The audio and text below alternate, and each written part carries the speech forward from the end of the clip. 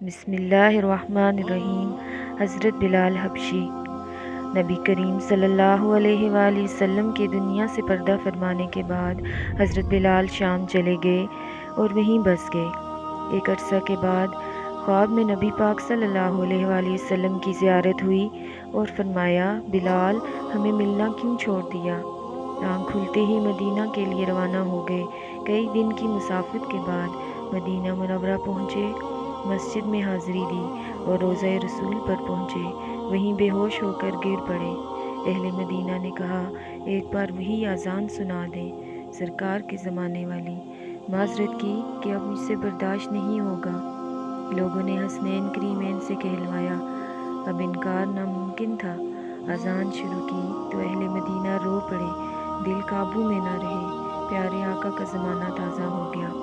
औरतें बच्चे सब निकल आए। गम से निढाल बेकरार हिचकियाँ बंद गईं।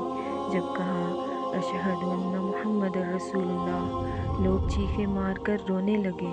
हज़रत बिलाल की नज़र मिंबर रसूल पर पड़ी। मिंबर खाली था, सरकार नहीं थे।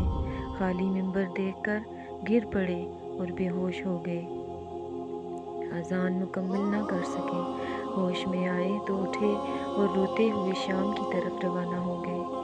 अल्लाह इन जैसी मोहब्बत हमारे दिलों में भी भर दे और हमें सुन्नत रसूल पर चलने की तौफीक अता फरमाए। आमीन। वीडियो पसंद आए लाइक और शेयर करें और मेरे चैनल को भी सब्सक्राइब करें। शुक्रिया।